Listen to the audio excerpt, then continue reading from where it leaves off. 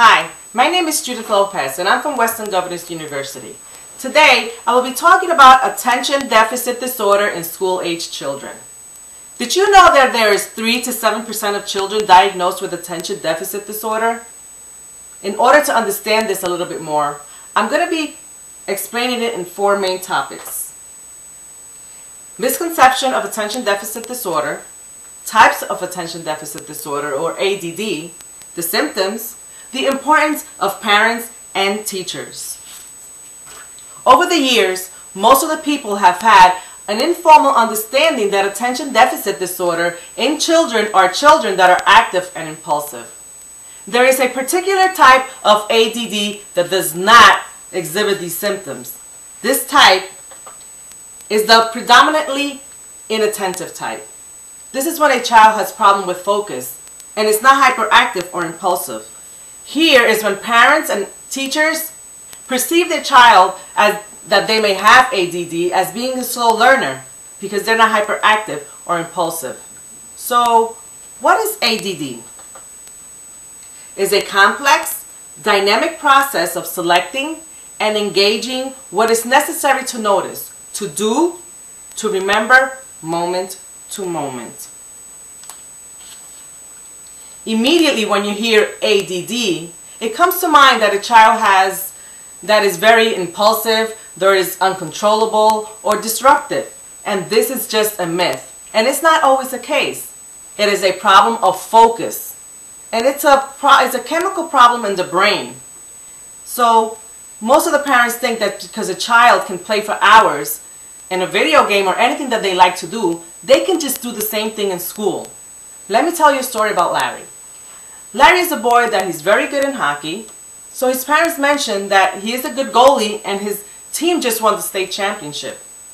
Well, they can't understand why he can focus on a game for hours. But when it comes to schoolwork, he's totally the opposite. His IQ is very high, but his grades are up and down, anything from A+ to a failure. His teacher complains about his incomplete schoolwork, which is a big problem. He talks about that he wants to become a doctor, but it's possibly not going to be because he procrastinates, which is a very common symptom of ADD. And he usually tries to avoid schoolwork.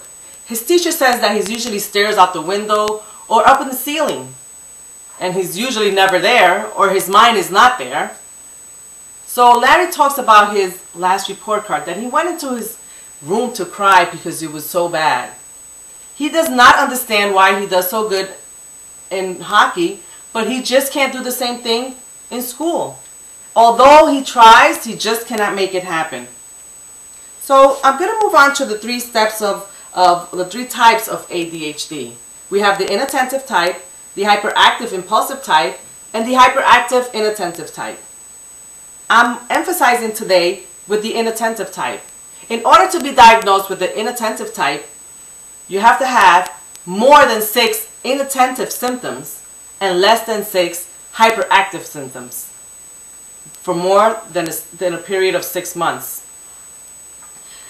Having said that, we know that teachers are so overwhelmed because of the amount of children in their classrooms and also of the daily activities that they usually don't notice these kids that have ADD because they're not controlling the class and they're not being disruptive. So they just think that these children are probably lazy and don't want to learn. So this really confuses the teachers. And while they see that their grades are just low, they just don't understand why, because they don't probably know too much about the disorder.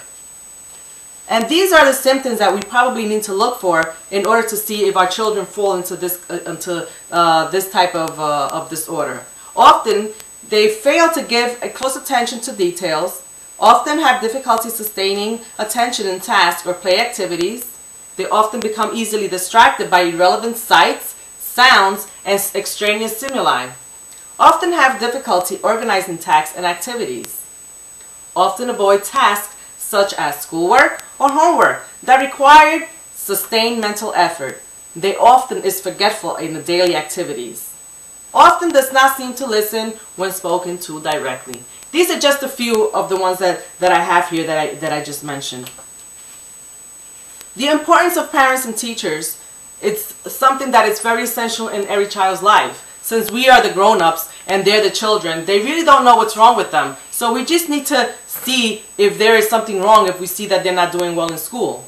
Maybe we need to speak to a pediatrician and they will guide us to probably a specialist or a psychologist that deals with children with ADD. Your teacher is a very good source too. She can just send you to the study group in the school or the guidance counselor that would help you. Parents need to gather information from the internet, books, articles, and inform yourself so that we can help our children, so that they can be better adults and they can become a better citizen. Also, teachers, information from teachers. They need to gather information so that they can learn more about the disorder in reference to these kids that are quiet but they're having problems academically, because we don't want these children to fall through the cracks. Does anybody have any questions? Yes. At around what age do you notice that a child suffers from this disorder?